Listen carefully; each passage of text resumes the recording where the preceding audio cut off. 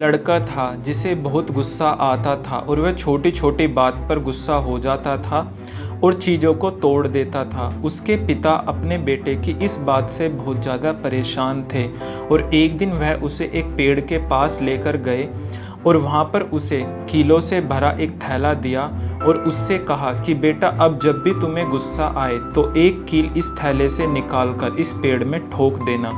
बेटे ने पिता की आज्ञा का पालन किया और जैसे ही उसे क्रोध आता था तो वह एक कील निकालकर उस पेड़ में ठोक देता था। ये प्रक्रिया लगातार चलती रही, लेकिन धीरे धीरे उसकी समझ में आने लगा कि कील ठोकने की बेकार मेहनत करने से अच्छा तो क्यों ना मैं अपने क्रोध पर ही नियंत्रण कर लूं। और धीरे धीरे उसने क्रोध करना कम कर दिया और कीलों की संख्या ठोकने की कम होने लगी। और एक दिन ऐसा भी आया कि बेटे ने दिन में एक भी कील नहीं ठोकी। उसने खुशी खुशी ये बात अपने पिता को बताई। वे बहुत प्रसन्न हुए और कहा, बेटा, अब जब भी तुम्हें एक भी दिन क्रोध ना आए तो इसमें ठोकी हुई कीलों को निकाल देना।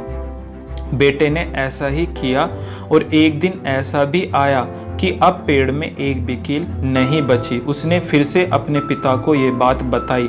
पिता उस लड़के को उस पेड़ के पास लेकर गए और उन कीलों के छेदों को दिखाते हुए उससे पूछा, क्या तुम ये छेद भर सकते हो? बेटे ने कहा, नहीं पिताजी। पिता ने उसके कंधे पे हाथ रखते हुए कहा, अब समझे बेटा, क्रोध में तुम्हारे द्वारा कहे गए कठोर शब्द दूसरों के दिल में ऐसे छेद कर देते हैं जिनकी भरपाई भविष्य में तुम कभी नहीं कर सकते।